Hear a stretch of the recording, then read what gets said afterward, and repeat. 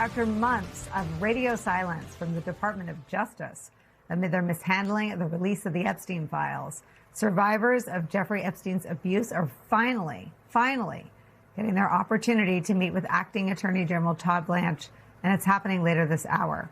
The meeting comes after this powerful testimony from Epstein survivor and friend of this program, Danny Bensky.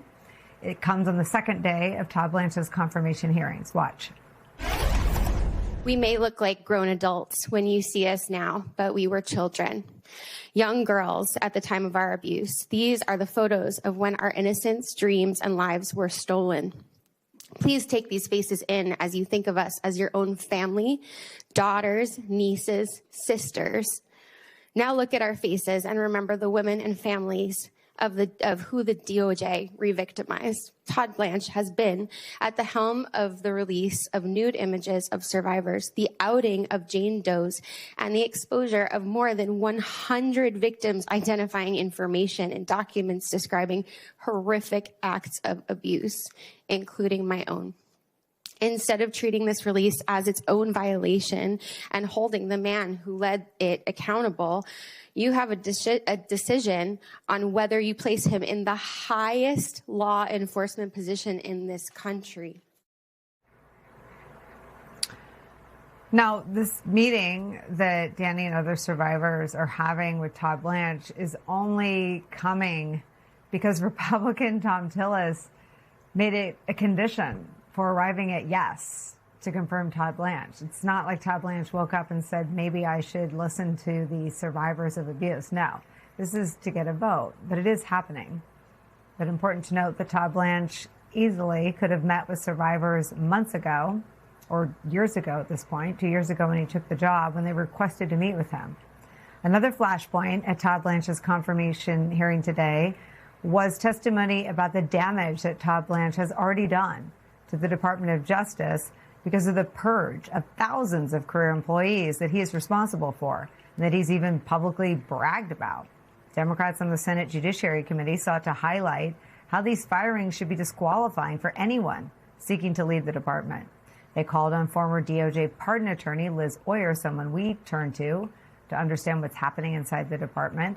Democrats today wanted her to testify about why she says she was fired by Todd Blanche and explain the lengths he and his office went to keep her quiet about it. Watch.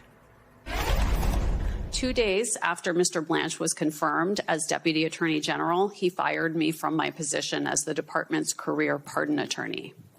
I declined to rubber stamp a political favor for a friend of the president, and it cost me my job.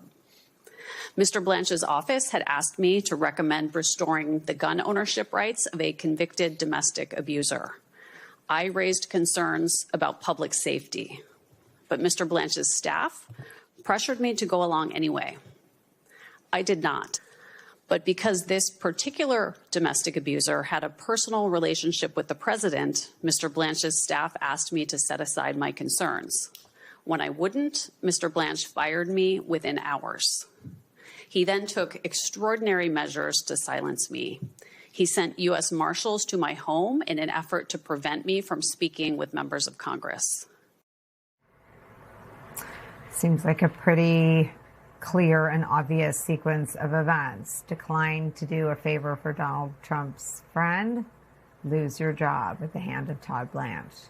But in Todd Blanche's confirmation hearing yesterday, he tried to assert that Liz Oyer's firing had nothing to do with her declining his request to restore gun rights to Donald Trump's friend, the actor Mel Gibson, and said that he, in fact, tried to give her heads up that U.S. Marshals were heading to her house. Here's Liz Oyer rebuking those claims from Todd Blanche about her firing and warning the Senate and the public that putting Todd Blanche in charge of the Department of Justice is a threat to the country.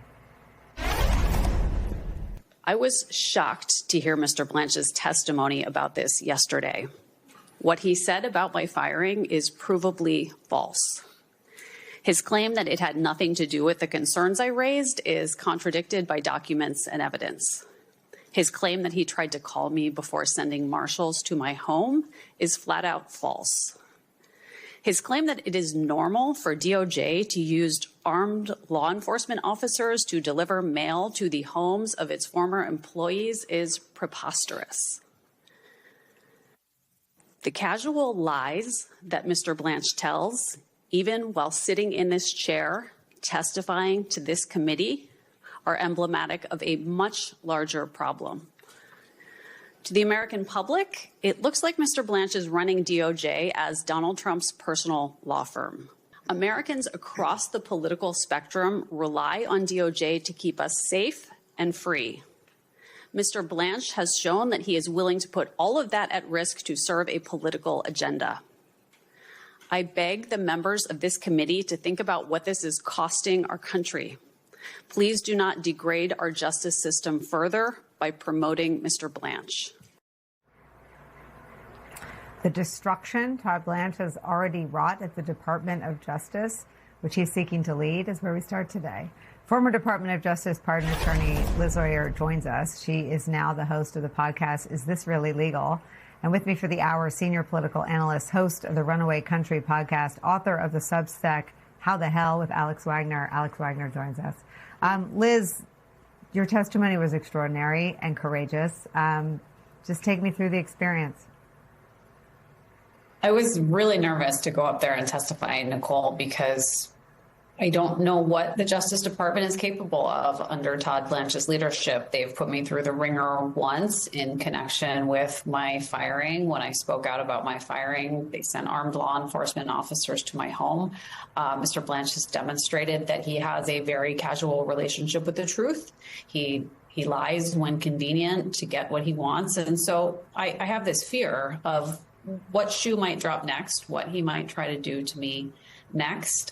It seems like he coordinated with some of the Republican members of the panel to try to attack my credibility in the hearing. And that was really the focus of all the questions I got today, which was surprising. I didn't get any questions from the Republican members of the committee about Mr. Blanche. I got a lot of questions about myself in an effort, I think, to suggest that I'm not a credible witness because they really don't have any response on the facts. They don't have any way to dispute any of the things that I testified about. So, Mr. Blanche, I think, just proved himself in the hearing to be somebody that he really desperately wants this job, and he will say what is necessary to get it.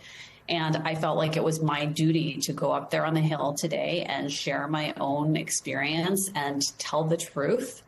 Felt like that was my duty to my fellow citizens, to the many people in this country who care about the Justice Department and who care about our future. And, it wasn't a pleasant experience. It was very stressful. I'm very tired, but I'm glad I did it. I felt like it was the right thing to do. Are you more afraid now than before you testified against Todd Blanche? Yes. He's, at this point, one of the most powerful people in the country, and he stands to get potentially even more powerful if he's confirmed. And I'm well aware that I've sort of pitted myself against as an opponent of this incredibly powerful man who's proven that he is vindictive and lies. And I just don't know what he's capable of, and it is genuinely very scary. But I'm more scared of what his leadership will do to our justice system. We all rely on a justice system that is fair and impartial to protect our civil rights, to keep us safe. And Mr. Blanche is a real threat to that. So the risk of testifying against him, in my mind, it was a no-brainer. It was worth taking. Liz, do you ever wonder how you ended up fighting this fight, not alone, but without some of the former leaders of the Department of Justice, people like Merrick Garland or Lisa Monaco, or leaders of the FBI, Christopher Wray, under whom all of you served and worked, and who, even if they couldn't keep Todd Blanche from harassing you or investigating you, they could testify to the character of the workforce of the men and women of the Department of Justice? Yeah, I think it's sort of a mixed bag because there is a segment of our country that associates Merrick Garland and other leaders of the Justice Department under Biden with Biden's leadership. And there are people who are unhappy with Biden's leadership. And my goal in speaking out, I was not a political appointee. I wasn't appointed by President Biden. I didn't work for him, didn't work for any president. I worked for the American people, and I was non-political. And my goal in speaking out, and I think the goal that other non-political Justice Department employees have, is to really try to amplify that the Justice Department is not a political place. Almost all of its work is non-political. It benefits everyone, regardless of your partisan political affiliation. And I don't know that it would be helpful to have people like Merrick Garland sort of leading the conversation on that.